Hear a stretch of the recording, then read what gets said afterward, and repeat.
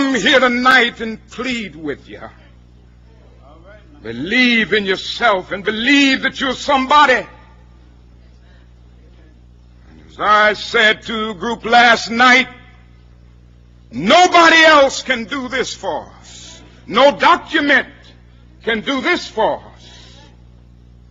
No Lincolnian Emancipation Proclamation can do this for us. No Kennysonian or Johnsonian Civil Rights Bill can do this for us.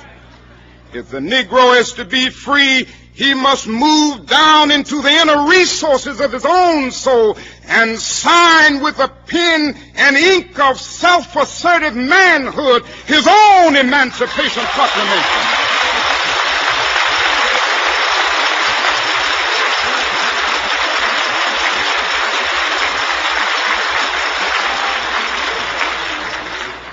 Don't let anybody take your manhood. Be proud of our heritage. As somebody said earlier tonight, we don't have anything to be ashamed of. Somebody told a lie one day. They couched it in language. They made everything black, ugly, and evil. Look in your dictionary and see the synonyms of the word black.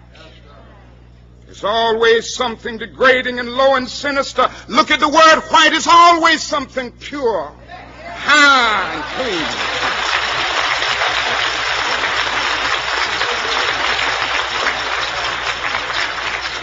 But I want to get the language right tonight.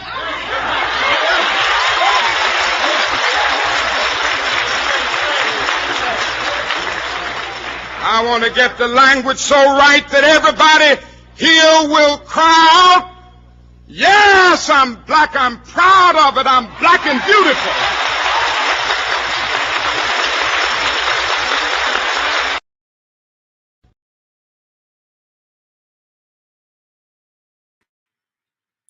Yo. Hey. What's good? Nothing. Well, everything is good right now. I'm sharing into the Hilo News Facebook group. So if they caught me looking down, that's what I was doing. I got excited. I got excited because I wanted to play that so bad, and I was supposed to come on. Then, but that's like one of my favorite MLK speeches, though, because like everybody think MLK was like, for lack of a better term, soft. Like he was a fuck nigga, like he was a square. And it's like, that's the stuff like he really was doing. Like that's what really got him killed. Like him going when he started to talk about the economics, you know, we talk about school. Yeah, we talk about school, right? And school only taught us about his time in the South, but they don't tell us about his time in Chicago. They don't talk about the time he was in St. Louis. They don't talk about the times he was down here in Miami and what that was about. You know what I mean? And so, you know, even, you know, he had an interesting take on, you know, the dynamic between in Florida and Texas, and where we don't have, Florida didn't have that overt racism. We didn't have Jim Crow segregation, you know, like that, but we had different forms of it. It was like a kind of like, you know, de facto. Yeah, exactly. And so, well, would you say Florida or just Miami? Because I feel like they said no, something. No, it was, but they said it was. It's not like it wasn't like even throughout the whole state. Yeah, they said throughout the whole state, and then Miami specifically, yes, was different. You know, and then he said he actually came down here to the Hampton House, and it's a speech on Trappin Aint Dead right now, that I posted, you know, a while back from the Wolfson archives. That when he was down here, he was talking about basically the dynamic between blacks and Cubans, and how basically the power structure would try to put these two against each other, and it wouldn't be wise to do so, and it wouldn't be smart. Wow. So yeah, I guess he foresaw yeah, exactly. He foresaw it exactly right when it happened, and so he, you know, so that it's just crazy. You know, it's just been a crazy weekend. Martin Luther King, that's one of my favorite speeches because, like, you know, when you talk about knowing yourself, self-care, we talk about all these different things, and that was me, you know, hearing that speech is like hearing like, no, you got to sign with a pen and ink in your old soul. Like nobody can't give you freedom. You know what I'm saying? You gotta sign a pen and ink within your soul and say, nah, I'm finna get this. I'm free. I'm gonna be unapologetic. That's what unapologetically being black is. You know what I'm saying? So I agree. I think it's really good that we started to show off, especially coming off of Martin Luther King's birthday and the national holiday was yesterday. So I'm glad that we started the show with that energy because I feel like that definitely carries throughout the theme of what we're going to be talking about. Essentially, at the base core of it, it is freedom and liberation for Black people and what we talk about. And so, of course, salute to the GOAT, the King. Side note, though. Talking about honoring Dr. King. Did you see that statue in Boston? Did you see the hands and the arms and the doodle and the head and the whatever everybody else interpreted it to be a chokehold? What did you think about that? Well, when I first saw it, I was like, well, what is this? And then we all you know, and yeah. You know, art is subjective. Art is supposed to be talked about. It did what it was supposed to do. It sparked the conversation. Now, the conversation went left, but the conversation, like, because it's two interesting takes on it, right? So, like, I call him a Facebook friend, Eccentric. She had an interesting take on it, and she was like, you know, a Black artist did it. And I was like, well, just because a Black artist did it don't mean I gotta like it. Shit. But she basically pointed out like different ways, like the sun kind of like highlighted different details depending on what it was. And I was like, okay, that was based on, I think me personally, I think it was shot horribly. The photographer is the fire for that. Because it was the first picture. A good image, a good angle of it. The first picture that I saw, I didn't know, like, it was like the elbow and then the hand like this. So it was another picture that was a little bit more like, I can't do it right here, but it was like, I could see the hand and I could see, like, once I seen the picture and I seen the embrace, I was like, oh, now I get it. You know what I'm saying? But it's just like, I mean, think about Chicago and the fucking bean. I think that's what it's called. The fucking bean, and everybody be tripping over the bean. Everybody, but see, to me, that is not. I don't know if that's a monument to, but it's not. No, it doesn't look suggestive. It looks, you know, just like some random big thing in the middle of Chicago, and it looks cool, you know, to me. And I get it, it's abstract, but that when I initially saw it, it looked like it was a man giving a woman head. Like that's what I initially saw. So judge me if you want to. Well, that's what I initially saw. And then I know where your mind be at. God damn. I mean, I ain't mad at you. I ain't mad at you, but I ain't see that at first. Then it looked like two hands holding doo-doo. I was just like, I did not see an angle of that looked okay, except for one angle looked like a heart.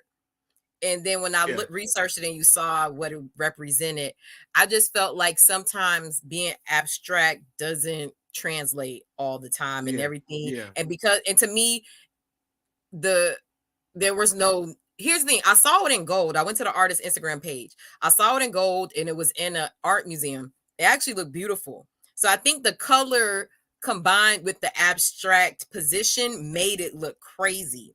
And so I think somebody saw that in that gallery or that museum and thought that would be a really good gesture. It just, I don't think anybody understood what that would look like in brown. Also, too, I feel like for $10 million, I feel like it's so performative in the sense of y'all spent $10 million on something that nobody in the public understands except for whoever that group was who approved that, which I was like, what was the checks and balances for this? And I was like, to me, you could have gave that to a grassroots organization that actually is about furthering King's legacy and his mission and his vision. So it just seemed like a waste of money to me and waste of public dollars where it could have been spent to actually give us some liberation. $10 million can go a long way for a nonprofit. Yeah. To me, definitely. To me, it was like those, I compare it to those Black Lives Matters paintings and signs and stuff on the street.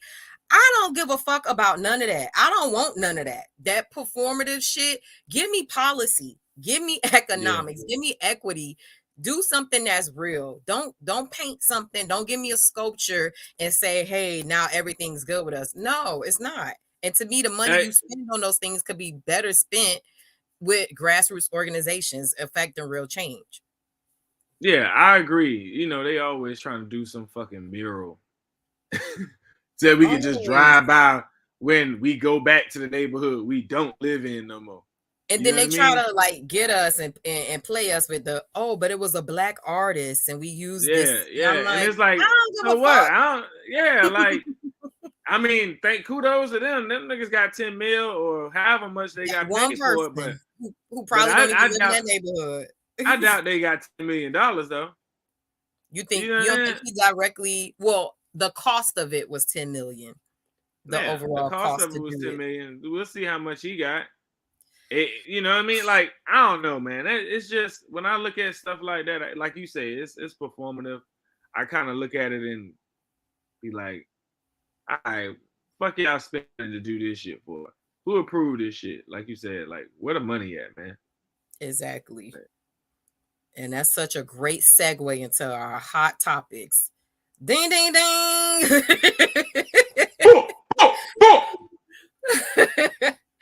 The people is where you want to start because we got a few things with the show. Where you want to start? I don't know. I guess we can start where we left off last episode. You know, Virginia Key. You know, point blank period. Virginia Key. They down there. What is that? The 12th. Which was like that Thursday, I believe it was. After we did Thursday. The show. So they went down there. They didn't. Unfortunately, they weren't able to restore the trust. And I got a text that they, you know, the meeting they was gonna have a later Virginia Key Beach meeting that was supposed to be. Oh yeah, it was the same day. It was the same day. So nobody from the meeting earlier was in this Virginia Key Beach meeting apparently. And like I said, I got a text like, "Yo, tune in."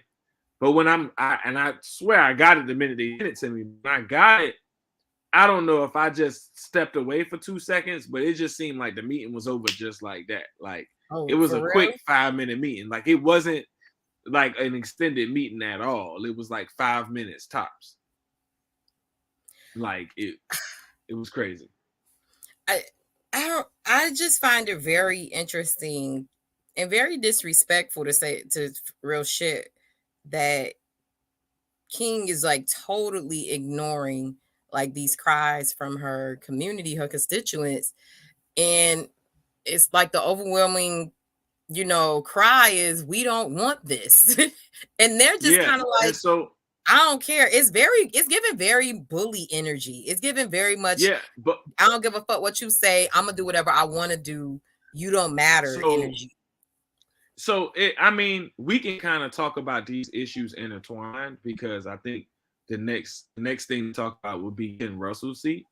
But I think because King is kind of conflicting when you look at what's been all playing out, right? This whole thing plays out with the trust.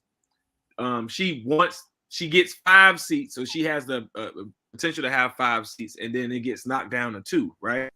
And then after this, after she does that and she ignores the board and doesn't restore the trust, she appoints Neil Hall, right, an architect from, you know, she replaced as executive director. She replaced the old dude, the person who was there before, and then she appointed 2 more members that were 2 lawyers, I believe, which I can, I don't want to speculate on certain things, their backgrounds or whatnot, but that's something to question. But at the end of the day, lawyers make deals happen. Yeah. You know what I mean?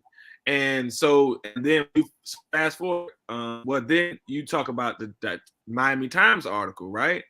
So Miami Times, King defies Carollo. You know what I mean? I'm holding it, trying to hold it a certain way so you can see it, because I know it's like, what did that article say? So in the Miami Times article, it talked about how King and Carollo, basically King, Carollo, and Alex De Portilla been going back and forth about the District 2 seat, and how they want basically King refuses. She feels like that should be up to the community.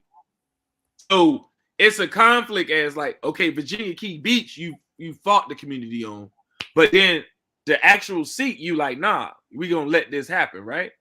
And so the issue is, and then the issue with that is, out of the 14 candidates that applied, one of the candidates that they're talking about, or that Portilla and Carollo is, one of the candidates that Portilla and Carollo are backing is this dude, I think Martin Zilber, I think that's his name. Yeah, I want to say his name, Martin Zilber, or Martin Zilber. So they really, and basically that whole argument has been, they want them, Carollo wants them to appoint a seat, from my understanding. And just like they appointed Jeffrey Watson after Keon left. You feel me? So and what does King want? She wants an election. King is like, no, it should be up to a special election by the voters, not an appointment. You feel me? And basically, Portilla and Carollo want her to appoint Martin Zilber. So it'd be interesting to kind of like watch it all play out and see what happens and follow it. That's interesting that she's okay with an election and the process, the due process of an election for that seat, but she's totally okay with ignoring and appointing people to this trust.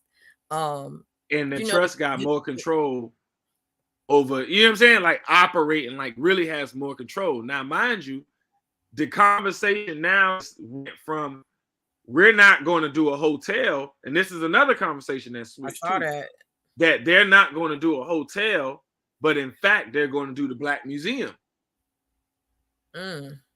So if that's the case, and now we're talking about putting a museum there, all right. So now that's why I say a lot of things was just shaky. Like too much was in play.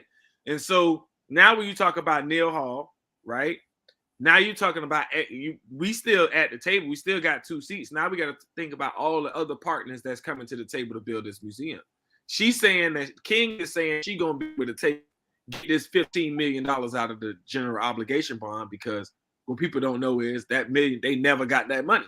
It was allotted to them years ago, but they never got the money. I think it was like 2004, but they never got the money. So now all of a sudden, she's going to be able to go get the money and pull the money out, and through some process. So it's just a lot that I feel like we got to watch. We got to be mindful of.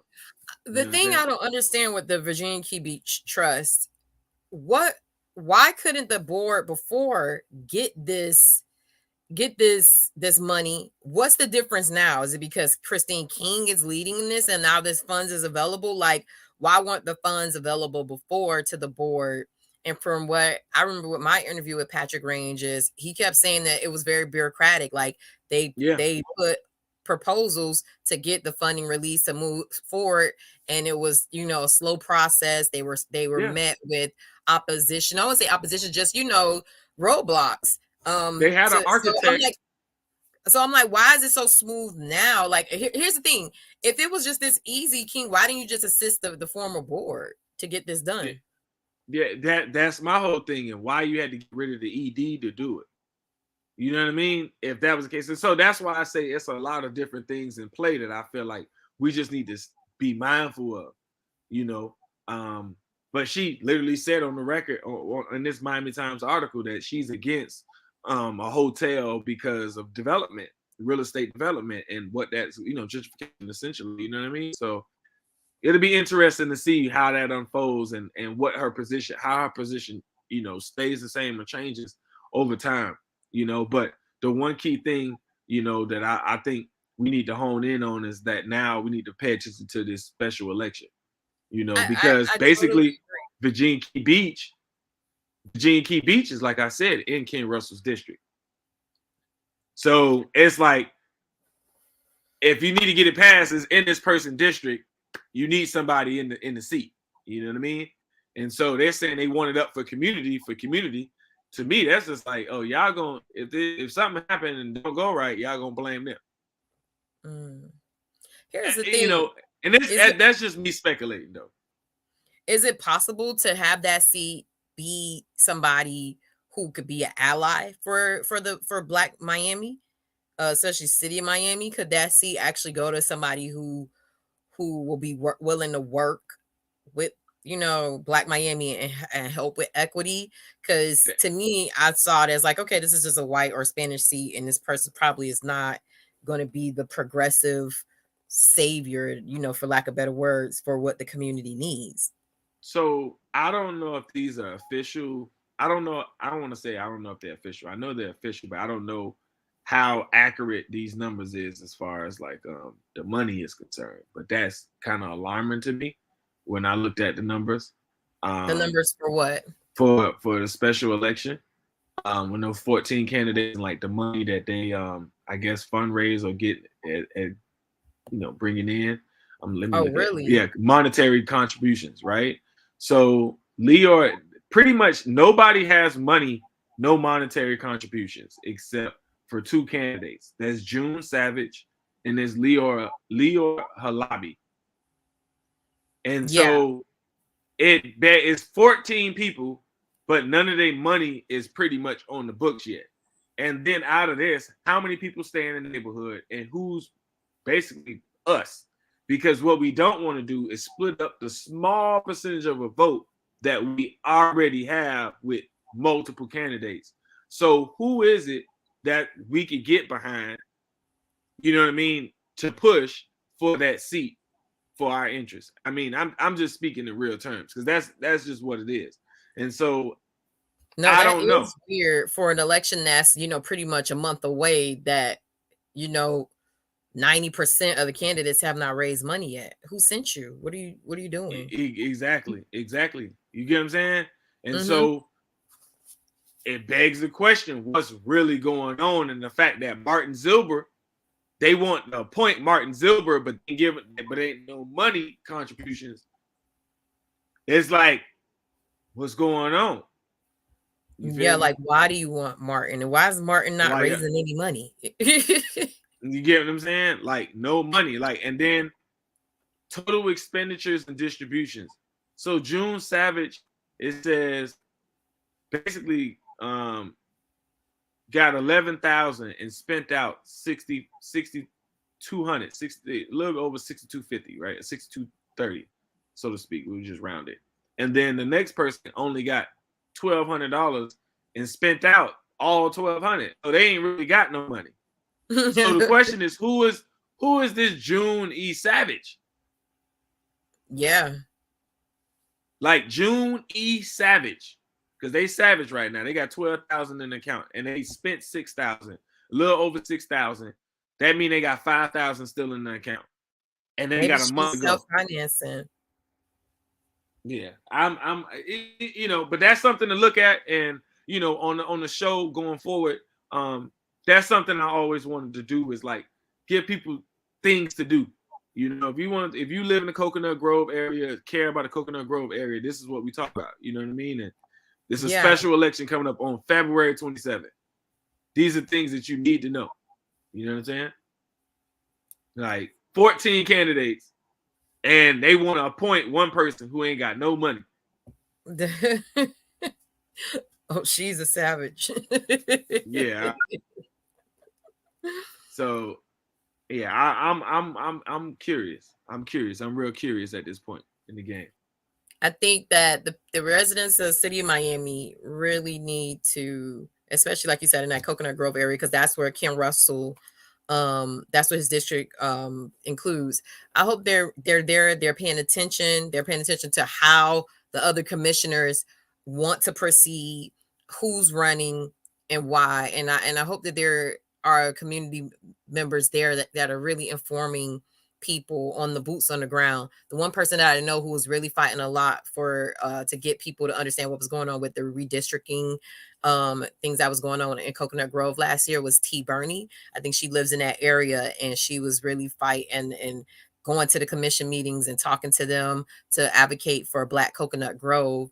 And I feel like that's why platforms like ours are important, because we're helping people to kind of make sense of what's going on in their area. But people got to be able to kind of, at some point you got to do for yourself. Like at some point you got to be like, I'm sick and tired of being sick and tired. And I think this election presents an opportunity where things can shift in city of Miami politics. I mean, I'm not gonna hold my breath, but Ken Russell was always like the neutral seat that kind of swayed with us and for us, right?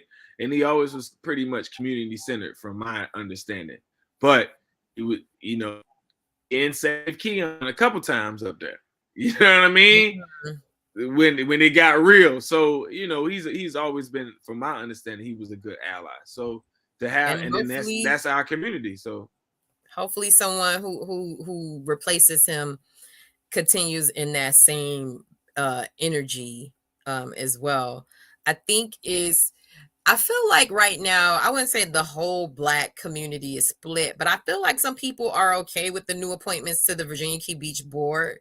And they're like, Neil Hall is, respected in the community, and these are two attorneys. And I feel like some people are okay with it. And then, of course, we know the people who are opposition. What if people have been saying to you about these new appointments to the board? Has anybody said anything to you about it? No. Or have you heard any chatter about it? So nobody said anything to me about me and Gerald, shout out to Gerald Reed, man. We talk almost every week. Gerald's like my low key. Gerald like keep me on point. Like if I could hire Gerald, like seriously, I would. Because he literally keeps me up on point about all the stuff. And sometimes I, get misconstrued. Like I don't catch it, he'll catch it. You know what I'm saying? And so, yeah, it's that situation. But yeah, what I've been hearing, I looked into the two lawyers. The two lawyers, one is from Opelika, is an Opelika attorney. You know what I'm saying? The other one did some other work with Brownsville Community Center or something, like community development or something like that. So that's interesting to me, right? So that means you're bringing in two people with a community background, one which was a city attorney, and another person who has another capacity as in doing community. And she's like, yo, we need to do community outreach. You know what I'm saying? Essentially, we need to get the community involved. And so if that's the case, with community outreach or whatnot, then I'm looking forward to pretty much Christine King and them hosting something for the community, because that's what they say they're gonna do. So that's me just holding them to the fire. Like if that's what they say they're gonna do, let's hold them to the fire and like get it done. You know what I'm saying? Yeah. No, I'm kind of split too in my mindset as well, because I definitely support the group Black Miami-Dade and them wanting to get the trust restored. But it's also too, you have another part of me is like, well, let me see what these people do. Let me see if they make a difference. Let me see, like I said, these are some respected people who've done work in the community before.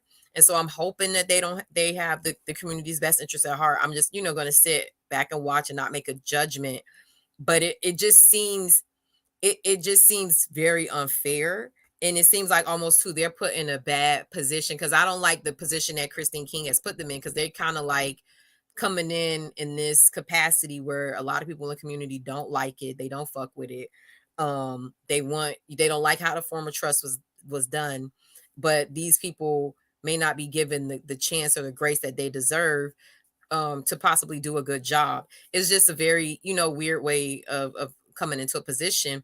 And I'm also interested in like what made them take it, given everything that happened. Like, do they agree with how the city of Miami handled the former board? Are you, because to me, you accepting that job essentially kind of says that to me, that you're like, I'm okay with how that went down. Because I'm almost like, if they approached me, I would say no. I mean, and I granted everybody has their own reasons why they do stuff, but I just couldn't see an ethical person. Well, I won't say ethical. We won't say that, but I can't see a person who has like some type of understanding for what happened taking that position. Because I just wouldn't. I couldn't sit right with it. Power. That's the only thing, and I think that's we hit lead in that way, and I think at the end of the day, it's about power. Yeah, political power, economic power, social power, like power, and the people who are lining themselves along those lines, either it's a get down or down situation. And from my purview, is like if you, because I've seen situations, or I've heard about situations where it's not so much you approve of it, you kind of don't have a choice. You know what I'm saying? And so when you kind of like in a situation where you're back against the wall and it's like, I gotta kind of like, we done seen this a couple times. I don't want to name names and kind of like put it out there like, oh, this person did this, but it'd be stuff like this that happens all the time. And you'd be like, well, why this person run it? This don't make no damn sense. Well, why this person run it? Like, I ain't never heard this person name. I'm like, where she came from? Like, why is this person basically endorsing this person?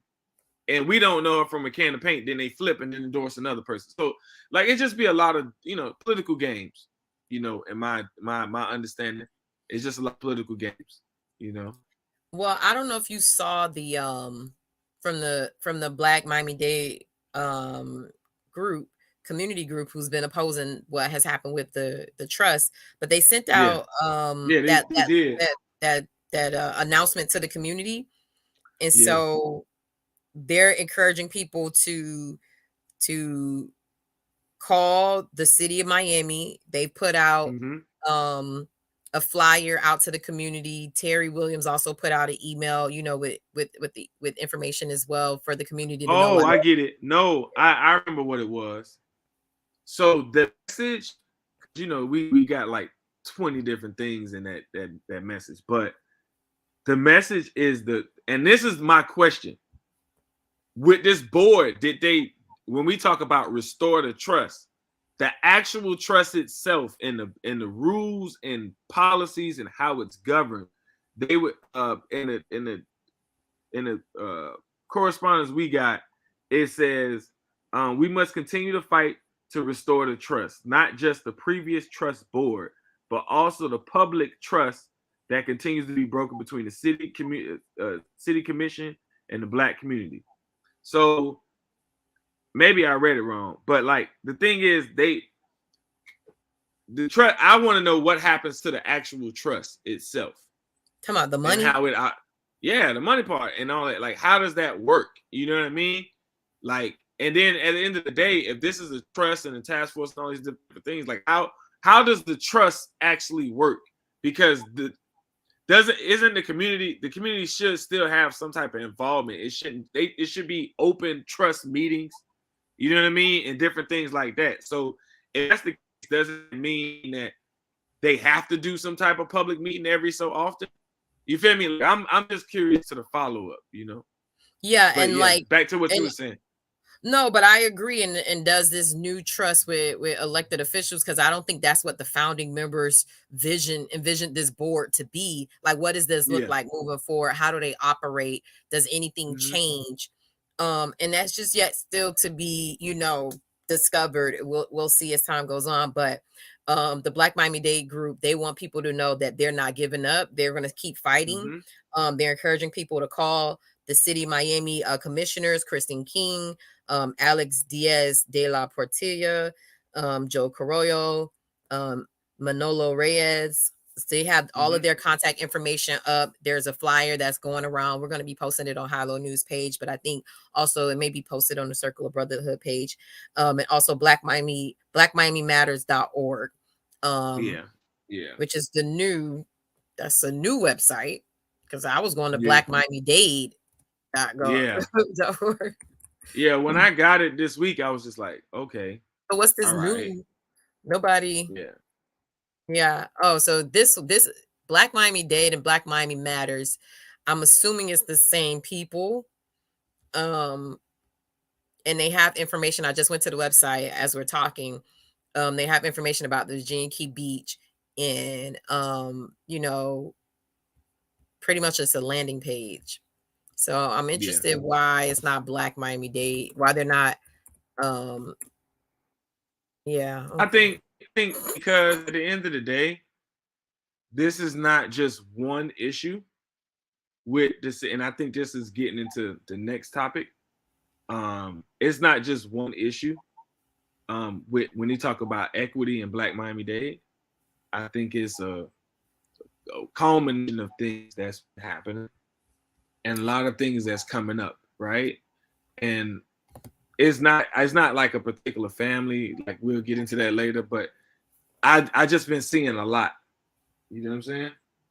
I mean, I'm just going to give a little bit of pushback from the organizers. It just seems like the messaging is always split. Like it always seems like, so to me, to present a new website when you already have people going to Black Miami Dade, blackmdc.org, now it's blackmiamimatters.org. It just seems like sometimes the messaging is split and disjointed. And I'm just trying to understand how all these people who are super successful, who have used marketing and media to become successful, why the messaging a lot of times it just feels disjointed, which to me can turn off the support that you need to get this done. It's just odd to me. I hope they get it together, because to me, it just seems off. Info on the money the city provides for a year for staffing money for consultants.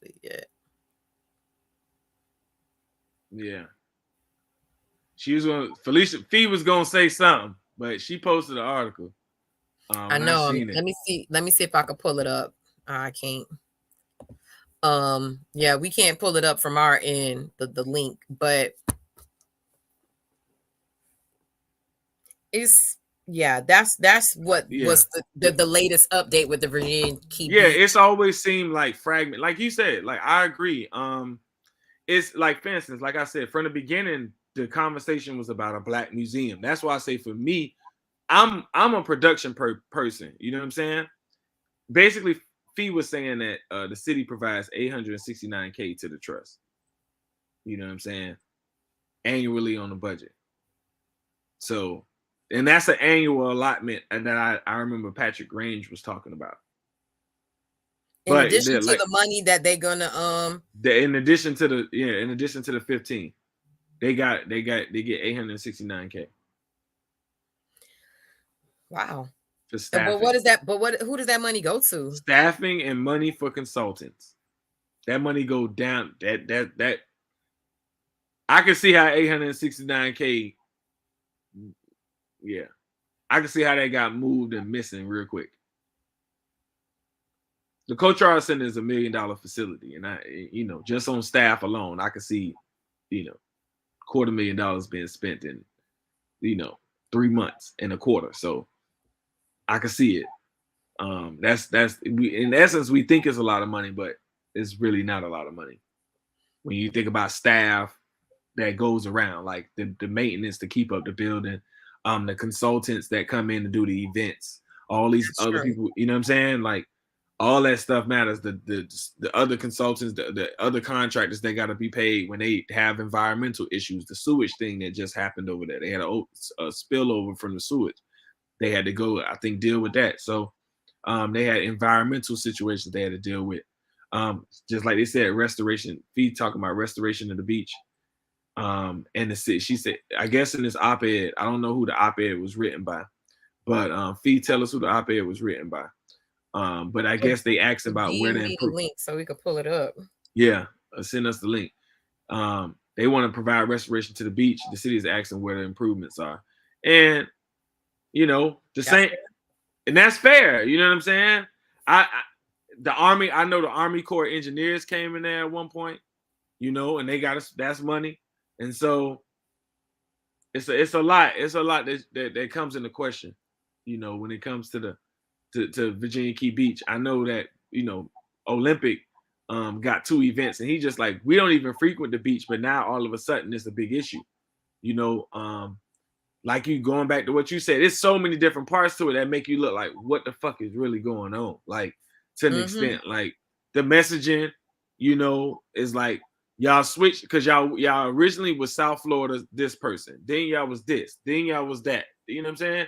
So it's like y'all keep switching, and then you got to switch the attention off. Yeah. Really. And originally the shit was the Black Museum, then it was Restore the Trust, and it's, you know what I'm saying, and now we back to the Black Museum. So that's the only message that I seen from Jump Street was the Black Museum. So to me, in all honesty, this is about who they want to build that and want on their team, and like I said, power and control of who they want to build that project. And so not somebody, but fuck it, by King appointing Neil Hall, that's her guy. You know what I'm saying? I'm not saying, that's her guy, but that's her people. They align. Remember, this Neil Hall, the same guy who had Art Africa. Yeah. So these are the same people. He's an architect. He got the Urban Collective. So these are things, Rooster and Overtown used to be Art Africa. You know what I mean? Yeah. So now, it's just a lot of things that you just make you go, okay, all right, why y'all doing this? And then they bring in 2 lawyers. I just think they just stacking the deck with people who they want to do the project the way they want it to do, and then the opposition is, they want their project to be done the way it should be done, the way they want to do it. You know what I'm saying? And that's the interest that I talked about last week. It's like everybody got their interest. Just because you Black doesn't mean that you're not for us. You feel me? Yeah. And I think that's the ego part that I don't like about all of this. It's the way the trust got ousted, the way the people were presented as having malfeasance or hands in a cookie jar or stealing, however you want to put it. It's like, to get to the point of her saying, y'all coming to me with these complaints, and that's not even my district. Okay, well, if y'all gonna complain, now I should be on the board. Then the other people saying, well, if you gonna get on the board. So I'm like, it just became to me unnecessary drama that could have got solved easily. And sometimes, these people are, a little bit older than us. Some of them a lot older than us. I just feel like it's super petty how they saw their issues. I'm like, this shit like The Wire. I know. I'm like, this how y'all decided to solve this? Like, so since you complaining to me, I'm gonna just take over and kick all y'all out. This is like The Wire, what that was, season 4, when they opened up talking about all the politics and how everybody was picking sides on this, and the gentrification was coming in, and these deals was going to roll down the pipeline. It literally, like, I swear, if we can write, Janae, that's something we got to do. We got to write a Black Miami Wire. I know, right? We got to write really tell some stories. Easter, give us the check, man. Exactly. Come on, Easter. Come on, Ava. Come on. I can't. Somebody cut the check. Oh, Ernisha with her new streaming platform. Come give us, Ernisha and the Sweet Butter family over there with the Smash Room. That's what it is. Smash Room project, their new streaming app.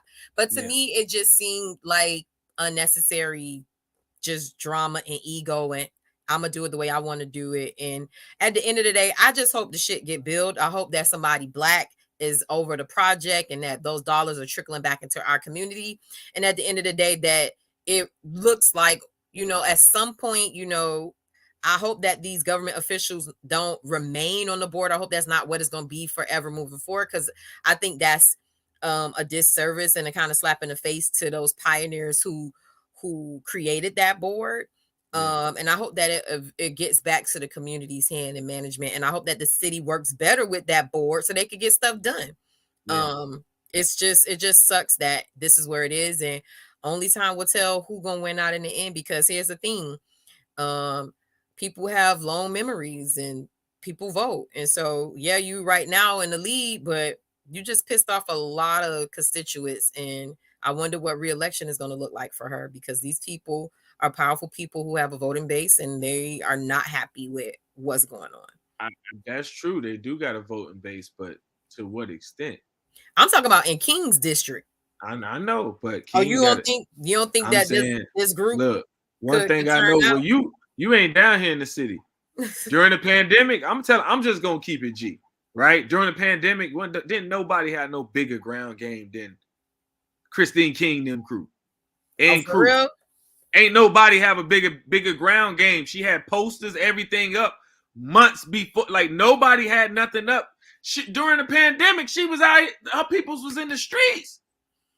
You know what I'm saying? So when people say, "Oh, what election time gonna look like," and then people got to realize there's the city of Miami, which is not the whole Liberty City, and then you got unincorporated Miami-Dade on the other side. You feel me? And so, and this is another thing that I see, right? Everybody who complaining, when I want to say the opposition, is on the county side. Everybody they don't even live and vote in her district. They don't even live and vote in that district. And so they don't even have stuff going on in that district. It begs the question, what interest do y'all have in Virginia Key? You feel me? What interest do y'all have just in anything generally? So if you're going to sway it and you're going to tell them you're going to get them up out of there, all right, cool. Remember, we lost all the projects. It's city of Miami and county. So now you don't have the Noyas and all that in the sub no more. You don't have the Rockies in the sub no more. You don't have PSU. You don't have Poker Beans. You don't have, or Liberty Square. You know what I'm saying? You don't have the Village. So what does that mean? You feel like they don't have a base? So it's a lot of people. There's a lot of people migrated out of Liberty City, and so the dynamics have changed. And her district consists of, the Biscayne, Brickell, and all this other shit. And so that's why I'm more focused on, okay, so what is this really, really, really about? You know what I mean? Like, what is this really about? And I'm just addressing the elephant in the room. Like, if it was about votes, like, y'all, I don't think y'all, I'm curious to see how y'all gonna win. We'll see, because they got a long time to plan and fundraise and build up who they want. And I mean, they'll definitely be going up against the machine because she's tied into that Hardeman camp. But I think that I won't underestimate the anger of especially being led by a Black woman. It was another Black woman, but I'm not going to underestimate that energy of like, yeah, I'm gonna come back. So we'll see.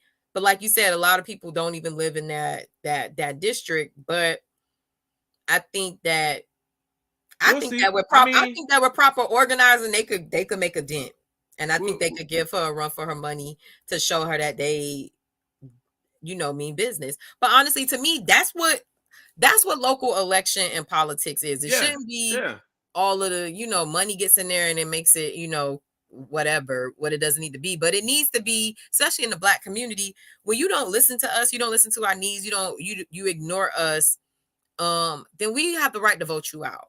And I'm totally okay with the people, putting that together. No, I'm totally okay with it. I'm not one of those people who's opposed to it. I get what you're saying. How effective are they going to be? Yeah. How effective is it going to be? If most of y'all don't even live in that district. Because I'm counting votes. Because at the end of the day, we know, like, what I know about elections is counting votes. Especially local elections. Local elections is literally like, all right, I got out of all these people, this is my vote. This is my piece of the pie. I know I can get this amount.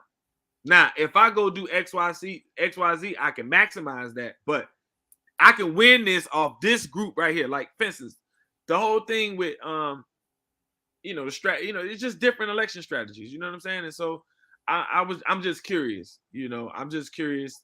Because I know the neighborhood has changed. You know what I mean? We have an influx of Hispanic folk moving in. So I'm curious to know who's gonna what does that look like? You know what I mean? And yeah, so I'm just curious. That's all. But I'm all for voting somebody out. But I know at the end of the day, it take you having a ground game, it take the money, and you having a ground game. Just on what I've been able to see, nobody has been active. Nobody has been as active as their campaign. Like as far as like ground game, effective and strategy, the only person that had the same type of impact to me was the guy who lost in District 2. I think his name Ben Aim, Philip Ben Aim or something like that. Oh, he yeah, was in District 2 and he Ben Ami, yeah, Ben Ami, that's his name. And so he lost, but he had a shitload of money. So I'm not saying that just because you got money you can win, because Marlene got that, did she? Marlene got that seat. So you see what I'm saying? And it's about counting votes. And so, DC was in that race, and it take for people to do what, and I'm gonna acknowledge this again, take and do what DC did. If you really about community, you need to, once you succeed, or once you say, hey, I'm not gonna run no more, you need to align yourself truly with the people that you feel like align best with the community's interests. And so that's what he did with Marlene, because we know in that district, especially in my district, that's the district I'm in right now, the Black and the Haitian vote is split. You can't buy a Haitian vote, and Black folk don't vote. I'm just being real. You can't buy a Haitian vote, and Black folk don't vote. So, it's about, and so I think DC kind of like lost that, because it's probably more Haitians than it is Black Americans, and vice versa. You know what I'm saying? In that district, yeah. In that district, in that seat, ever since Gene Monestein been in that seat, that's how he won it. You feel me? He been stacking, and then they changed the parameters of the district. You feel me? So it's all these different things that happen, and so when they redistrict on the local level, when they redistrict on the state level, when they redistrict on the federal level, we need to be mindful, because that changes the dynamics of who, how, and who can win those elections. That's true. Well, only time will tell. This is what's out there. Y'all go to hallonewsmiami.com. We'll have the information on what Black Miami Matters, the new group, the new transform group, the information that they have out there for you to support them and how you can let your voice be heard to the city of Miami. I think, keeping in that election energy, there is somebody who is rumored to be running for a U.S. Congress seat. And MLK yesterday, is keeping in that same energy too. MLK yesterday saw two Black political families, in a sense, have a symbolic clash of the Titans. And so I'm going to just put it out there. Christine King and Keon Hardeman drew the line in the sand against Frederica Wilson and all that she is, with their two MLK breakfasts at the same exact time. And so historically, what I've seen and everybody has seen is nobody fucks with Frederica and nobody fucks with that MLK breakfast. You will schedule, everybody schedules everything. If you got to have your event 4 o'clock in the morning or 9 o'clock at night, you do not schedule it. In Black Miami, you do not schedule nothing during that brunch. I mean, during that breakfast. Everybody bows down and kisses Frederica hat, except Munch. Not the hat, except who? Except Munch. I mean, I've been to her office, so I mean, I respect her, but I get what you're saying, and everybody do, like, them niggas be kissing her feet, and she ain't even in the room. Like, I done seen it. Here's the thing. I'm still just trying to, just in case you don't really understand the what they said in that symbolic event. Yeah, I don't know what was said because I was in Broward. No. What I'm saying is the symbolism of that. Oh yeah, the symbolism. Of course. Oh yeah. We don't care. Yeah. And so and I made a post. Well, hold on. What? To be fair, they have always done something. So that was under the MLK committee's the committee that does the parade. They hold the annual breakfast. Yeah, if I'm not mistaken. And that's and so that's why it's a lot of shit that's happening in Miami that's just weird. And I'm like, even the parade was just like, and I seen how everything was aligning. I wasn't there, but I was getting the play-by-play, and I'm like, Okay. All right. But it's just like they always do something, because I remember Keon did that he does like his car giveaways and shit during the parade time or like around that time. So, and then I know they always had like a breakfast. It just, I think because it got heightened because King is now in that seat and Hardeman is where he's at, and I feel like it got heightened. That because, spotlight was yeah. But I want to say they always did somewhat of a breakfast. The person who sits in, who the elected official who sits in those two seats in the past, the former elected officials, did they host that event in the past? No.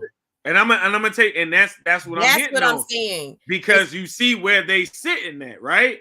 Last person that sat in that seat was Edmondson. Did Edmondson ever host the MLK breakfast during that time? But if you want me to be real, you want to know why she didn't? Why? I don't know. The red hats, okay? What, you know, a Delta? I know Frederica.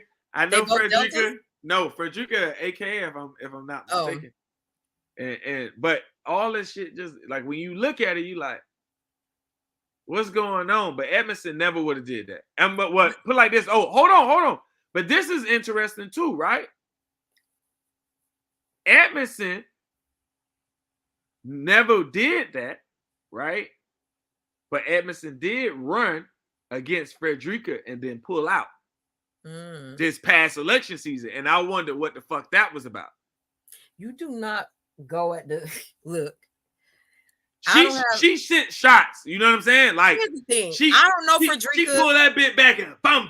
Like, I don't know Frederica personally. I don't either. I know her son. He's cool. Exactly. But I don't think I've really met her. If I did, I met her once, maybe. Once. Don't have any personal relationship with her. All I know is the streets say, do not fuck with Frederica. Yep. Frederica, sorry. Excuse me. I don't want to mess up her name. I don't got time to be playing with Miss Wilson. But having her come at me. I heard she does not forget. At all. She don't forget shit.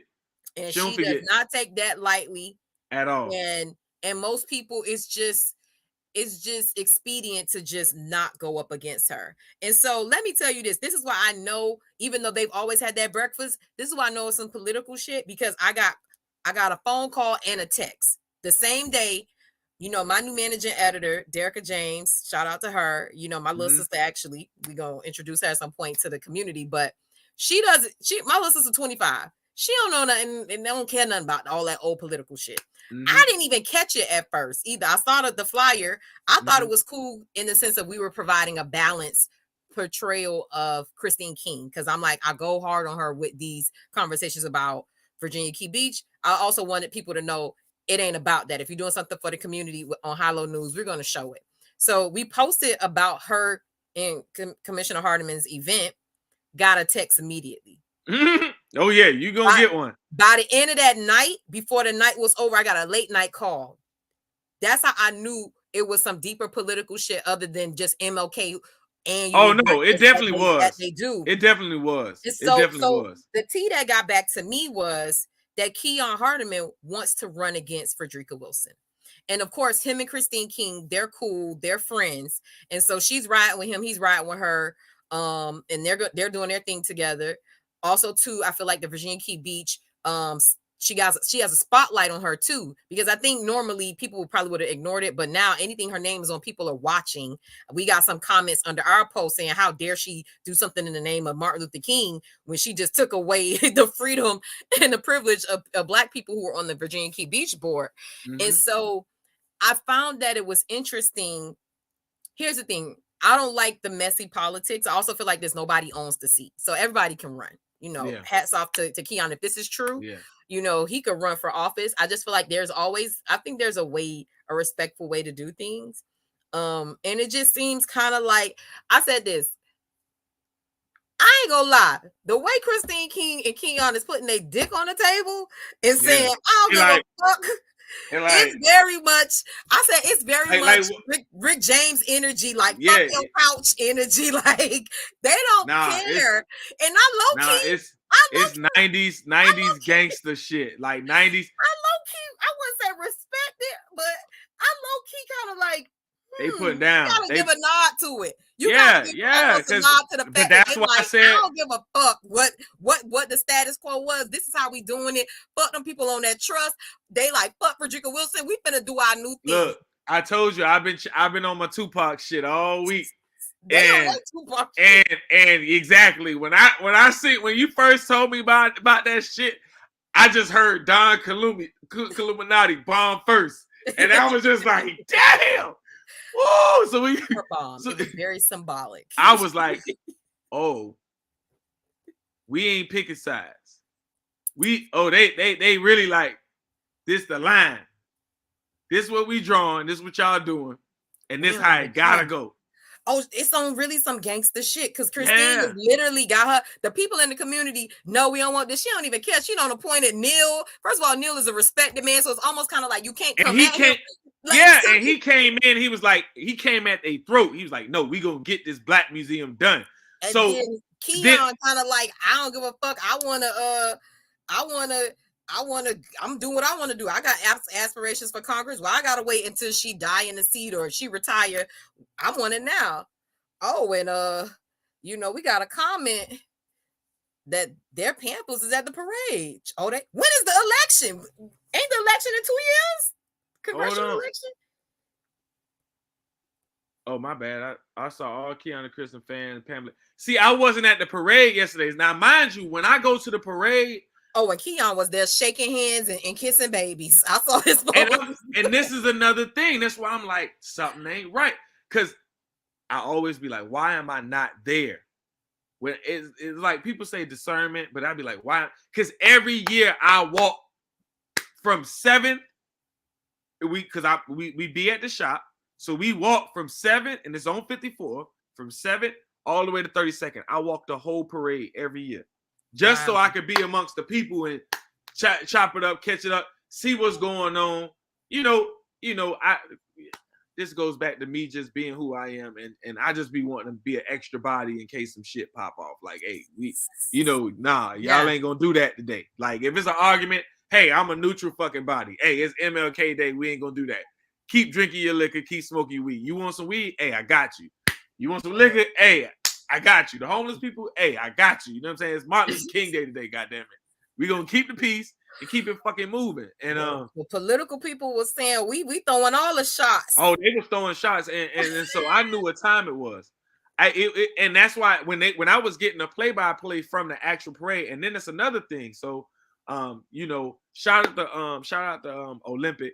And this is to you too, and I'm saying this publicly because I didn't get a chance to mention it to you, but he has basically all the pictures, footage from the parade. So if you want to, we gonna post some of that stuff soon. But yeah, you got some stuff from the parade. You know what I'm saying?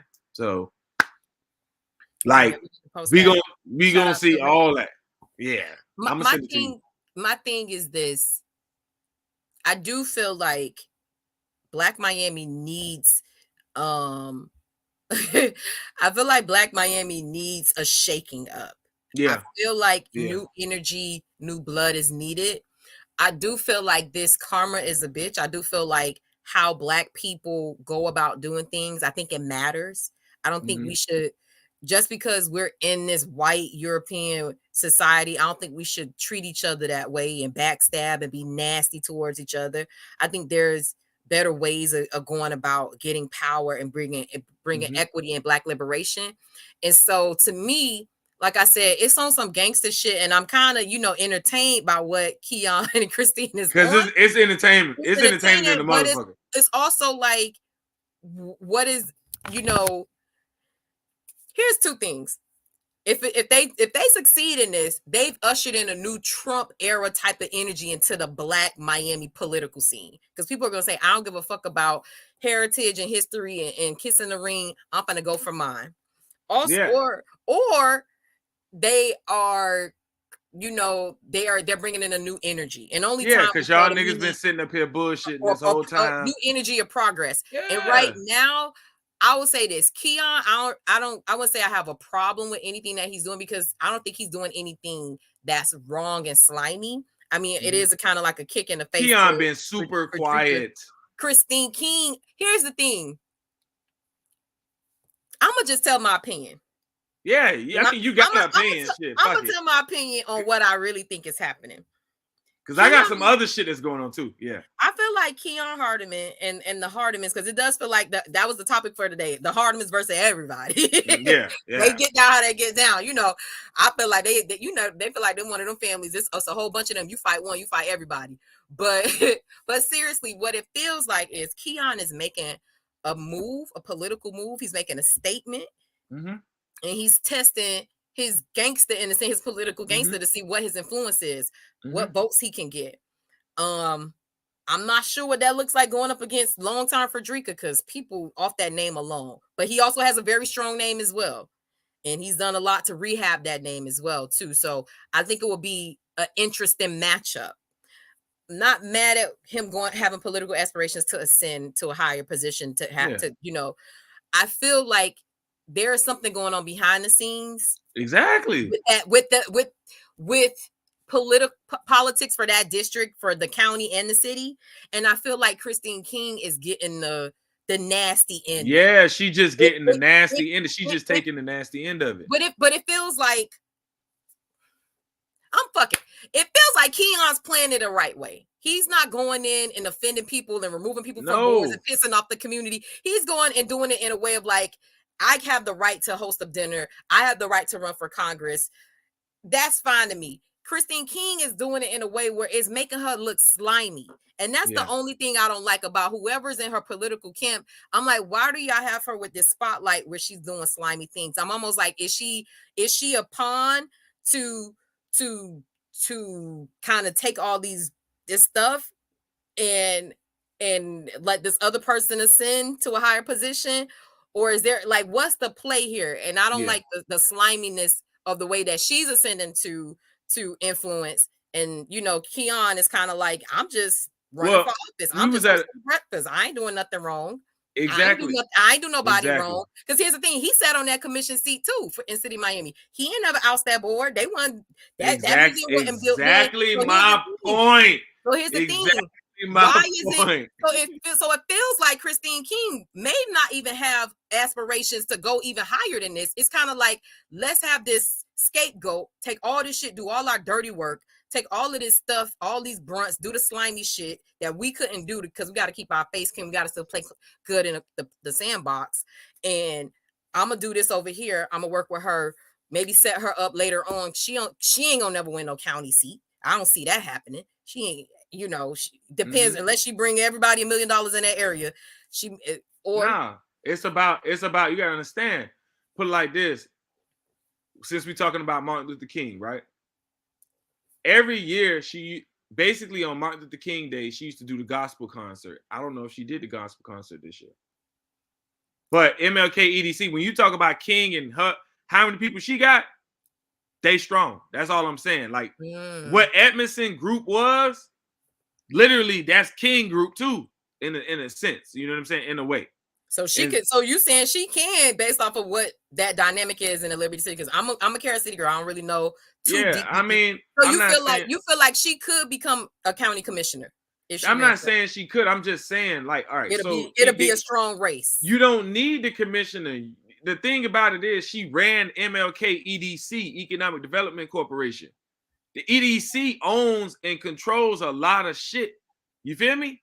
In our community. And so they got a lot of different programs. And for the longest, they was moving. And this is, you know, MLK EDC, if I'm not mistaken, is, you know, at one point, Range, you know, from inception, this was started by Range in them. So that's the whole thing with Patrick Range. That's why I say everything not making sense and to I me. Don't think they based were on enemies. I think they no, they never. No, I'm telling you from experience, from what I know, right? All of these people used to be in my uncle's backyard, so I know they're not enemies. And I'm telling you this because at least the Rangers and everybody else. I don't think it's an enemy situation.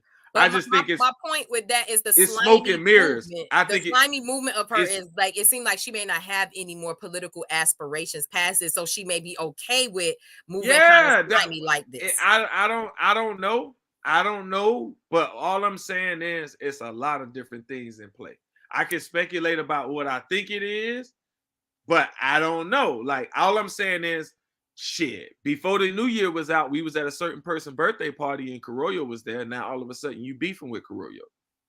So I'm just saying it's a lot that be going on, because I be in the spot, same thing, and I be like, well, shit, I was sitting over there with you when the Carollo popped up over here, and next thing you know, this popped off. So then the new year came in, and then then y'all got control of the board, and then y'all been switching.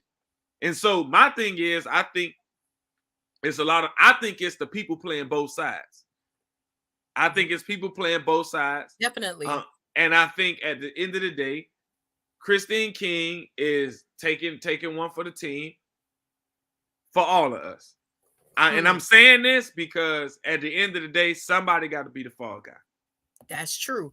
I want to address this, and just full transparency of her last name Tate. That's my mama. But my mom is a super voter, and my mom is the person who got me into understanding politics. Her and my grandma, they were super. Grandma was a super voter, but every election, mom, union steward, worked with the union at Jackson, AFCLO. So my thing is this: for her to say something like that, I feel like people need to pay attention to that. For a super voter to say they're tired of the old school, they want to see some change. I feel like there really hasn't been a formidable candidate against Frederica Wilson. No, nobody has ran up against Frederica. I feel like Keon. I felt like anybody who could have given her a run for her money essentially could be Keon Hardeman. Well, honestly, I wouldn't even think about Keon because I didn't think he even had aspirations to do that right now. I actually thought Oliver Gilbert or Dr. Gallen. And not saying that either one of them wanted to run for this seat. I'm just saying who would have a strong enough name and a strong enough draw within that area to be able to pull and split voters for people to say, hey, yeah, I kind of want some new energy. And I feel like Keon is a little bit skipping the line. I feel like there's some people eyeing that seat, and they have respect. They have a relationship with Frederica. They're gonna wait for her to retire, or if she passes away, and just go for it. I feel like Keon, like, I'm not waiting. I'm gonna test it. I could raise money. I have this influence. I have this celebrity draw now because he's connected with Headliner. I feel like he's kind of going for his, and he's saying, "Look, I don't think he's gonna run." I'm gonna tell you something. He's gonna run for Congress. I think he is. If he runs, that's what the rumor is out there. If he run, I think he gonna pull out. Yeah. You get what I'm saying? Like, I think he gonna run and he gonna pull out early to test to see what it is.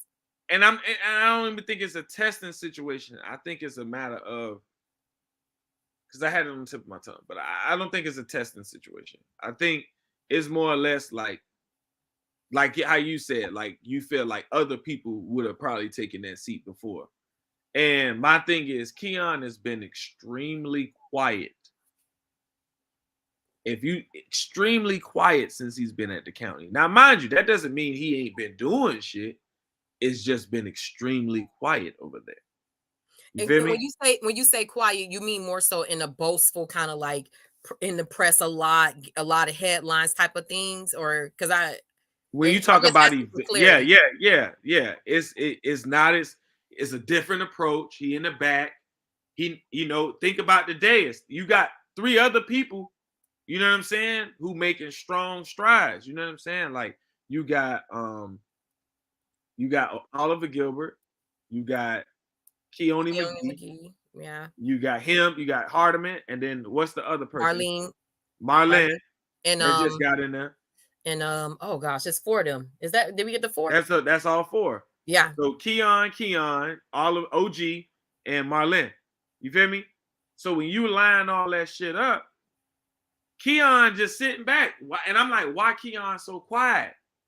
Now, mind you, remember Edmondson, before, when Keon first tried to run, people don't realize this. Keon tried to run for Edmondson's seat first, and then that was a no-go. In the debate, he lost real bad. And you know what I'm saying? And then that's how he went and took that seat, that D5 seat.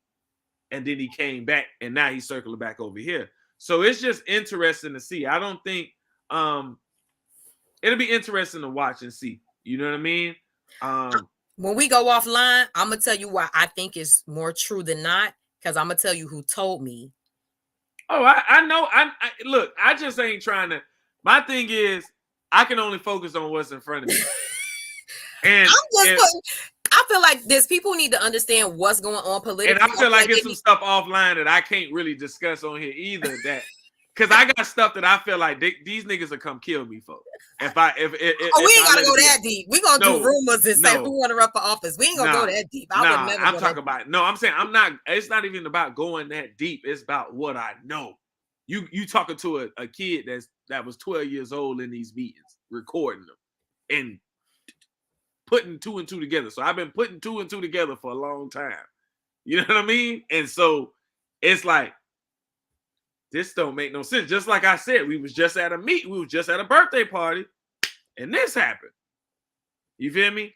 And then we just at this other situation, and this happened. So something ain't adding all the way up. I agree. And I feel like if any takeaway, because a lot of this stuff is speculation, what I'm saying about of course. With Christine King and Keon Hardeman and people running for seats and what their motives are behind. We're making observations based off of us being in the community, me covering the community, and what things have done and what I think is happening, but none of this stuff is based on anything. Yeah, like this is really it's all conjecture. Yeah. But what I will say is people should take away is pay attention to your elected officials. Pay attention to how they're moving, who they're affiliated with, who they fall out with, who they seemingly are cool with, but then there's a rift. Like, pay attention to that, and also to look at the policies that they're enacting too. Because a lot of times too, I feel like sometimes the stuff is kind of shiny shit to keep you focused over here, where the other hand is doing something else. And so I feel like keeping a closer eye and being more critical of our elected officials is totally okay. I think that's the natural part of this process. Yeah. That's what the fuck we should be doing anyway. We should be so critical, so into, because these are our tax dollars.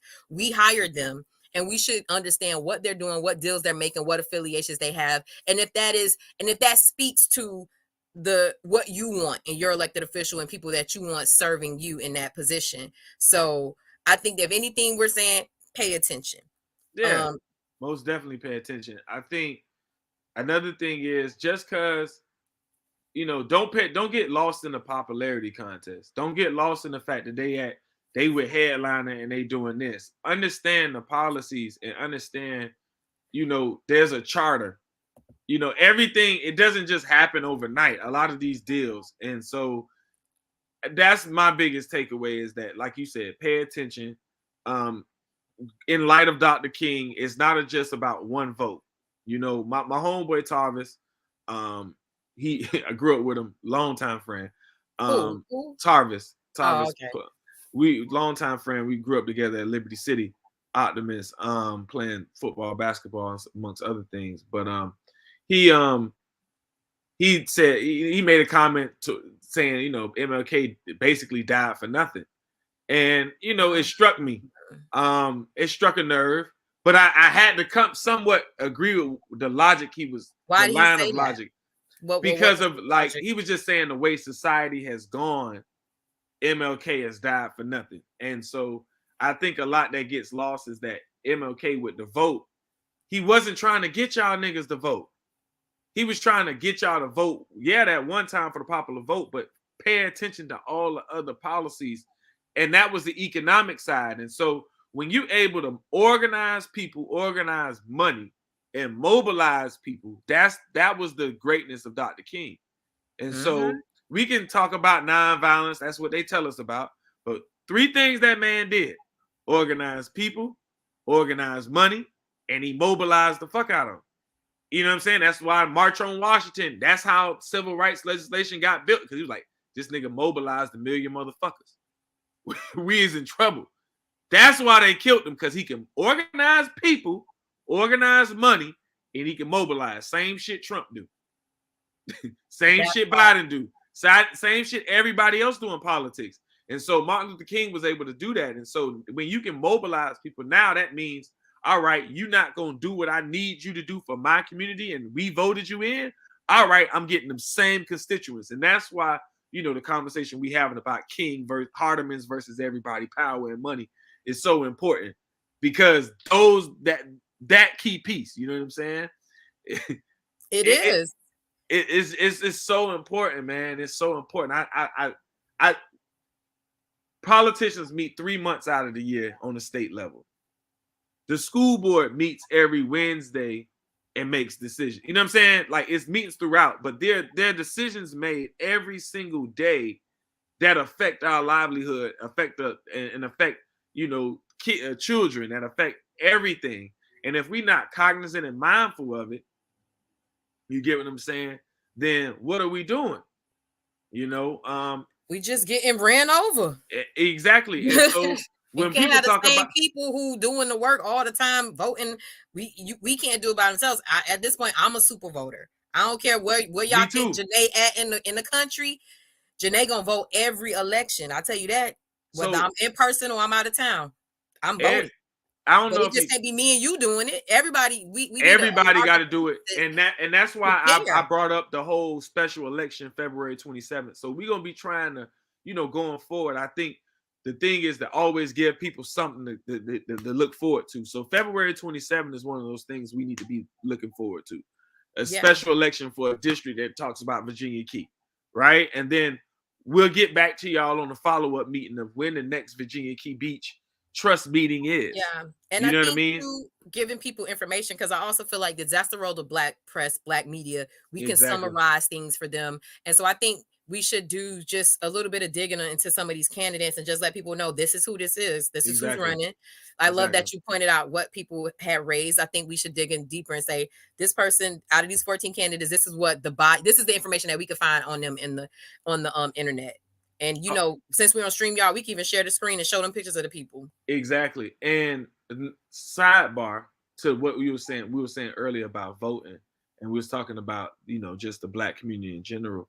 I don't know if you've seen the whole situation with Ed Reed going off he was driving in the cart apparently at BCU, and he was complaining about the conditions at BCU Bethune-Cookman.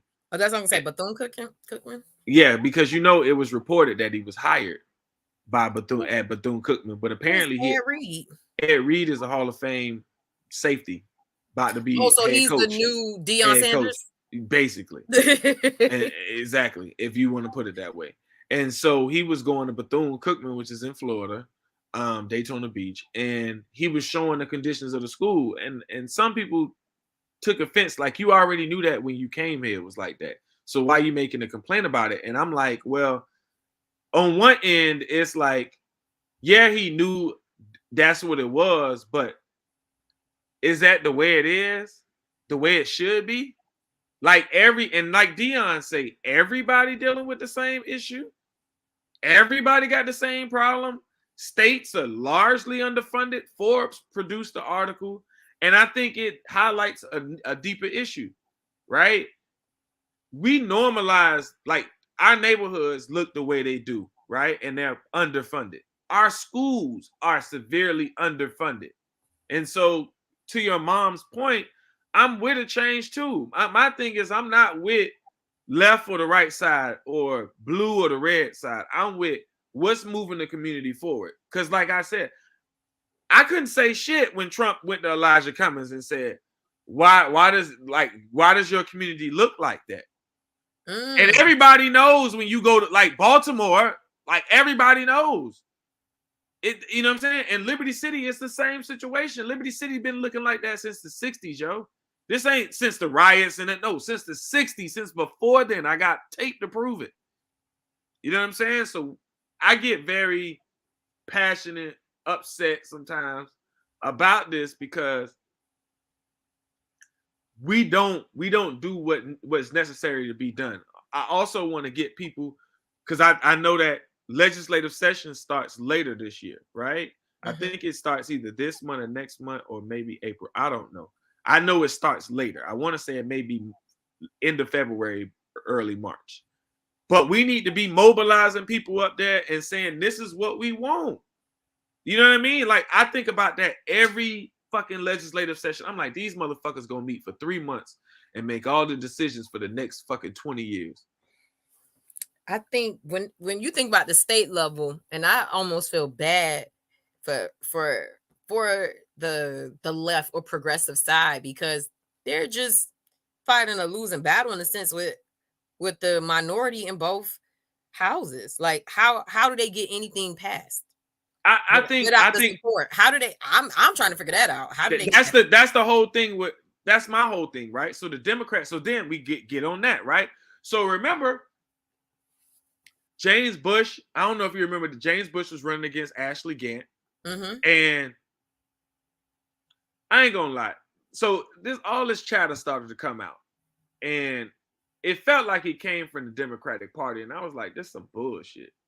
But basically, it was like I guess Pizzo said something about Bush, getting the money and favoring, being basically in DeSantis' good graces. But at the same time, it's like James Bush was getting the money. You know what I'm saying? Now we have nobody to get the money for our community. Now, that's not saying Christopher Benjamin is not on the board. He's on, I think, appropriations committee.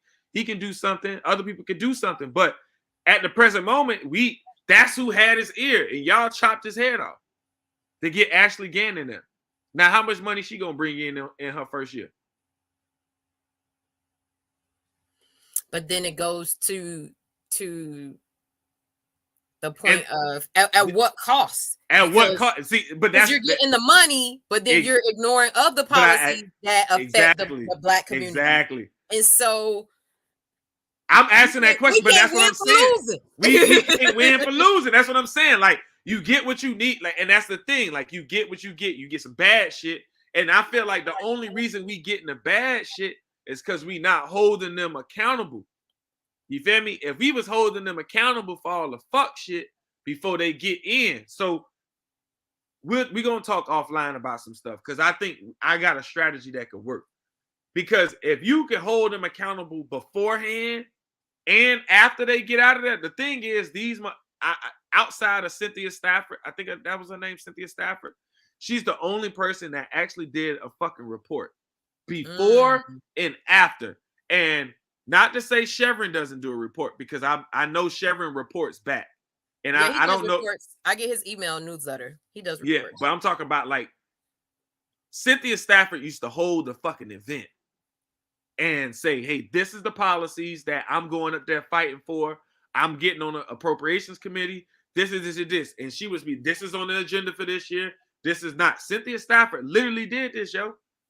I tell you, no lie. And we need that. We need something similar that where we can hold them all accountable, and they can say what they did for, this is what we went in there to do, and this was what the outcome. Whether Cynthia Stafford was successful or not, she always let us know what she was successful doing and what the drawbacks were. You feel me? So we need something. I feel like that's the role of press. And that's why the community needs to understand that we are the fifth estate. We go in these places where you can't go. We can get information that you don't have. You got to go to work. You're not going to sit in a commission meeting. You're not going to read an agenda and all these different laws and policy. But if we have funding to do that report, that is my dream, to do report cards on people who represent our constituency, and get the people to know what they did in Congress, or what they did at city council or city commission, what they promised, what they actually did, how this affects you. But that's expensive to do. And I think that goes back to the point of us. Me too. And I was like, I'm not going to do a political. They do something and I'll go in there and check on that. They got that for now. But I feel like there needs to be in-depth stuff for when you don't, because here's the thing, the elected official don't have to do that in depth of a meeting like Cynthia Stafford was doing and other elected officials do, but there still needs to be some accountability, and people still need to get that information out. And that's why y'all support us and either pour into us when y'all see us trying to fundraise, or we have advertising, or you can subscribe to us. That allows us to be able to do that work and go in places that you can't go, and give you the information that you need, so you can make the best decision as a civic, as a citizen. and voting and making sure that your life is what you need it to be. Because here's the thing, for so long, they're able to kind of work behind this curtain where nobody's really putting a magnifying glass on what the fuck they do. Exactly. And then, and at the same time, I tried to say this in the first episode back. A lot of times, and this is why I tell people all the time, I don't care. I used to go in Keon office every time. Anytime, the same thing happened with OG. When Lala got killed in Miami Gardens, we went and talked to Oliver Gilbert. And I think we gotta have grace, at least some grace for one another and respect for one another, to be like, all right, I know it's some things that are against you that I can help you with. And as an engaged citizen, my interest is for the community. So if my community if you need help getting the word out about this over here, then all right, this is what I'm gonna do. You feel me? And so I think that's another element. And that don't take, you can literally go into your commissioner or whoever your representative is, you can go into the office yourself. I literally used to pop up in that shit. Gene Monestein, I popped up in there with 10 of my homies and I said, hey, we gonna get free lunch on them. Literally. And we popped up, sat there in the office. Of course, they tried to act like he wasn't there. He wasn't. He went out the back door, came back. You know what I'm saying? Like, nigga, we gonna sit. All right, cool. Get us some pizza. Like, and my niggas. We got to be able to empower people who could do that work. And I agree. Before we head out, you know, we also had on the agenda Joe Biden and his documents. Do you want to get into that? Yeah, we can chop it up on that, man. I don't know much about it. You're gonna have to. Apparently, all I see, I just was like, oh Lord, Biden took the papers home too. So this is interesting, right? Because now, you know, the Democrats, and then we talk about the Democrats and Republicans and all these sides, all these interests. And so when you talk about Biden, to Trump, ever since Trump got January 6th and everything, everybody been running, right? At this whole thing.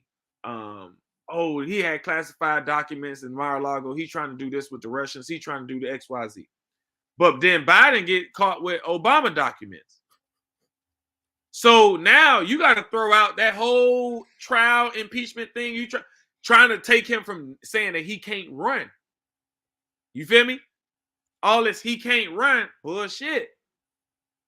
He can run now. So now Trump gonna be able to run.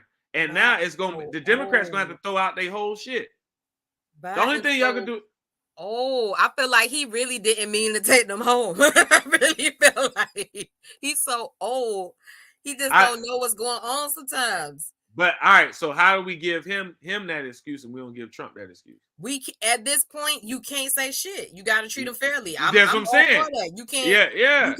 You can't go at the one way and say this the rules. And I feel like the Democrats probably like, oh gosh, the one thing we had. But I don't think this is a rare thing though. I think it's media manipulation too.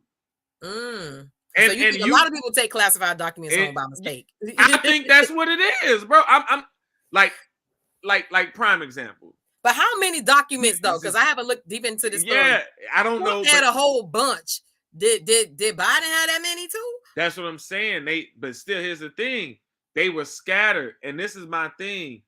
Documents are tight. If they're printed out and typed up, there's a record of it being printed. One thing I know about IT and computers, everything is documented. And when federal government, anytime you print anything off the print server, damn it, they know. So what you mean he took home classified documents? Y'all already knew what documents he had. That's true. Y'all already knew what documents he had. So y'all just want the documents back so he can't sell trade secrets for the next administration that comes in. I'm just playing on language. I'm just saying. But that's what I see when I see Biden and the whole Trump thing. I don't think it's a rare thing. I think, think about it. Like, I hate to bring my mother into this, but my mother she doesn't bring government classified, top secret classified documents home, but sometimes she brings work home, right? And so those documents are classified to an extent. Because of the law, we can't see them. You know, now we dealing with remote. So, but she's always been able to bring her cases home, so to speak. She can't talk to us about her cases. She can't show us anything in that case, but she could bring the case home. So when I think about, documents classified, Biden got his hands in, is Biden got a situation and Trump got a situation, I thought about my mom situation. I was like, was she bringing classified documents home? So, you know. And I get that. And the way, especially the way Biden, you know, from the stories that I saw, the way his documents were found, it seems like I'm working on something. I'm ready to go home. Let me take it with me. Forget, move on to the next thing. Now it's in my office. Now it's here. Now it's there. Now it's in storage. And it was very scattered. I think too, also, the difference between the two, where I think the Democratic Party may have some saving grace, is the fact that Biden is being very upfront about getting things back, working with them, being cooperative. Whereas it seemed like Trump was like, I'm not giving y'all shit. Y'all gonna have to come take it.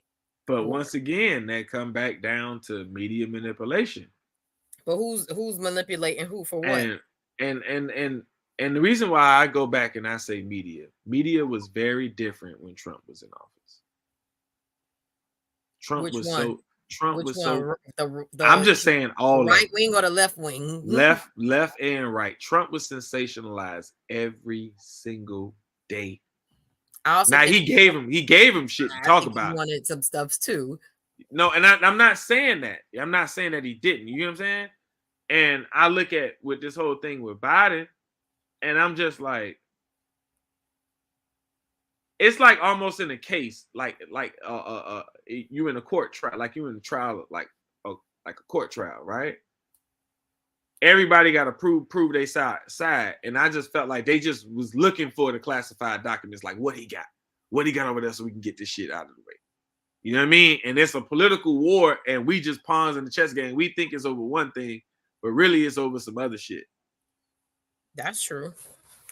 And I think that, and that's what I mean when I say media manipulation. It's like a lot of times it's like they keep staring. The players are manipulating the media the players are manipulating. That is one thing, but it's actually something else. It's some other shit in play. And that's what I be thinking a lot of times. Like I'm always like, why? Like my first question anytime I see something is why. But who was taking the plea deals? I haven't been following that, but yeah. Oh, because you said something about Gunna. They was taking plea deals like Gunna in our private conversation. So I was like, who took a plea deal? oh no, I was just talking about I don't, you know, I was saying they copping pleas like oh we ain't do it. We you know what I'm saying, we did this, we didn't do that. I get it. We did this, but we didn't do this. You know what I'm saying? Like that's what I meant by that. It's like Gunna because you know Gunna said, hey, I was in the car. Y'all found this. I was in the car, but it wasn't mine. So it's like, all right, y'all say Trump, y'all saying Trump a bad man because he was found with classified documents. All right, I was found with classified documents, but my classified documents wasn't his classified documents. So it's like all this, you know what I'm saying? Like, trying to like who the lesser of two evils. Yeah. And we playing this lesser of two evils, and who suffers? The black community. We sitting there playing this stupid game, and Biden talks about if you don't vote for us, then who? Nigga, you ain't did nothing for us. He ain't did nothing.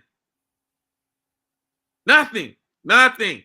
Oh, child, that's a whole other episode about how the Democrats just take our vote for granted. And that's the thing. And I think at the end of the day, once black people start to align ourselves on both ends of the aisle, and we can say, no, we not Democrat, no Republican. No, we don't. We all of us don't like social programs. Damn it, we think social programs. We believe in subsidies, and things need to be subsidized. You know, like affordable housing, so it can actually be affordable. But exactly. You know what I'm saying? But we don't want a social program which is gonna, you know what I'm saying, that's gonna handicap us for fucking 100 exactly. years. I can't make that, but this amount. I can't have a husband. I can't, like, who wants that? Exactly. And you see how it come from both sides. And so when you make a bill and this is one thing I really want to hone in on, is that when you really go to make a policy and law and the bill, you have to go on both sides. You don't, it's not going, is, you know what I'm saying? Like, you don't just put up the piece of paper and say yes or no. It's all right. I like this proposal, but this is what I want to put in it. And this is what I want to take out. And then you go to the other side and say, this is what I want to put in it. And this is what I want to take out. And you got to do that basically in the House and the Senate in order for it to become a law. So, you know, I don't know. It's just, I think we just need to, especially when it comes to elections. Now, I guess I'll close with that. Is like when it comes to elections, we need to be on both sides of the issues. We need to know what we want. You know, what are our issues? And I think with the podcast, one of the things I want to do is let our issues be known. Like one day I really want to host. I think in an ideal world, like my dream is to like host a fucking debate. Like District 2, fucking District 3, District 4, like all these people, like hold their ass to the fire and be like, this is what the community want. Like, because the community can't always articulate it. And we saying, all right, this is what we want. And we gonna organize people, organize money, and mobilize the fuck out of them. If you don't want to do what we want you to do. Like, there's no reason, like, and I'm saying this because FLOMO is underfunded, FAMU is underfunded, Bethune-Cookman is underfunded. These are 3 HBCUs in the state of Florida. What is that on the black people's agenda? Is that on black folk agenda? You get what I'm saying? Like in the state of Florida, what do we care about in the state of Florida? Fuck the Democrat, Republicans. We want our HBCUs to be funded, more money. Point blank, period. What federal dollars we gonna align all the representatives in place? Federal dollars, Frederica included. Yo, you are representative. What are you gonna do to make sure federal dollars are given to more HBCUs?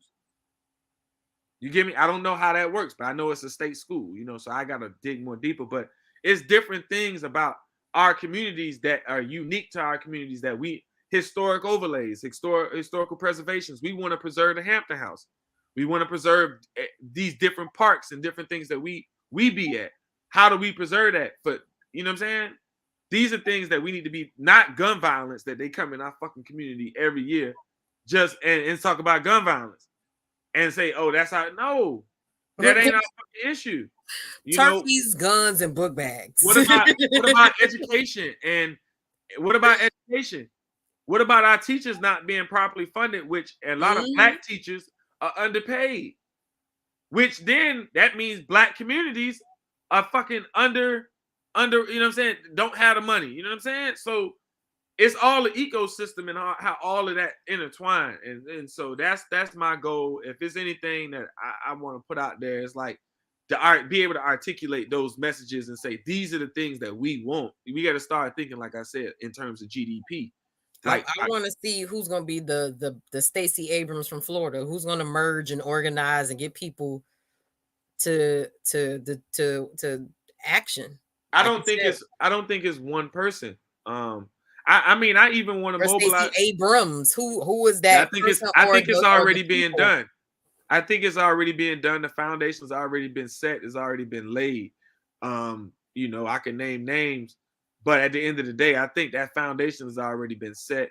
A lot of plays been in motion in the background, and we can, you know, V's already done it. She's one person, and there's many other people who, you know, Jasmine Rogers, another person, right? That's good at what they do. And so when we talk about organized, these are people who actually pass bills and laws on the regular and have done this consistently over at least the past 5, right? And so, you know, the foundation's already been set. I think we at the point of mobilizing folks, you know, getting people to go, you know, maybe not this legislative session, but the next legislative session. Let's see how, you know, hopefully Trappin Aint dead big enough. We still, you know, my thing is to stay consistent so we can mobilize and we can organize possibly a bus ride up to, because that's the things when that's what I remember when we didn't when our community didn't like something, that's what we did. You know, when FCAT came and they said it was gonna flunk third grade kids, we was like, oh fuck no, no child left behind. When that policy first, the black community never liked that shit from the beginning of Jeb Bush shit. They came out. And I never forget, that's when our whole communities went to the state of Florida. Like the whole Miami, I never forget that shit. I forget what it was specifically. I want to say it was around either the FCAT or that no child left behind policy. But yeah, they went up there in fucking droves. Like droves. Like teachers took out of the school, was like, fuck that. We can miss one day of school with these kids. But if they fucking finna fail for 3, you know what I'm saying? Like they finna fail these kids in the 3rd grade. You know what I'm saying? And there's other stuff, like I say, I know in the background that's moving on the state level. And we need, and that's the issue right now. I think a lot of power plays are being made, but the state level and the federal level Chevron can't be out there by itself. You know what I'm saying? And we gotta like, and that's not to say Christopher Benjamin not doing what they supposed to do, Ashley Gantz not doing what she's supposed to do, and others that I can't name off the top of my head. But you feel me? That's what we have to do. We gotta start lobbying.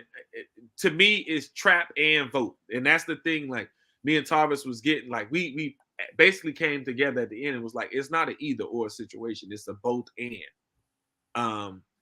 People think that, voting alone is not gonna do it. No, it ain't voting alone, damn it. But we need a re-education on how that works. How the voting process what works. that means, what that could look like, how people can do stuff, you know, because at the end of the day, I think, like you said, a lot of people think it's vote and I'm done. And it's like, no, it's vote and keep doing this. But I also feel like people need to kind of break it down in simple terms. Like, if you can't go to Tallahassee and lobby or wherever your state capital is, and you could do this. And if you know, and this is something else that you could do, and this is how you could check in, or these are some resources that you could, keep a reminder for, or sign up for their newsletter so you can get XYZ information. Newsroom. I know it needs to be a re-education. And I believe that media could stand in that gap. I just think we need the community. To me, I feel like the way that works is if the community buy-ins. The community needs to invest in it, because we can't be beholden to, especially when you get into government contracts, you can't be critical of government getting money from them. You can't be, corporations, that money is cool too. You could get that. You go in and out of contract. But if all of our money is tied to government contracts and advertisers, then it muzzles you, and you can't be as honest and raw and be as much of an advocate for the community that you're serving, especially as Black media, Black press. We need that works when the community believes in us. Yeah.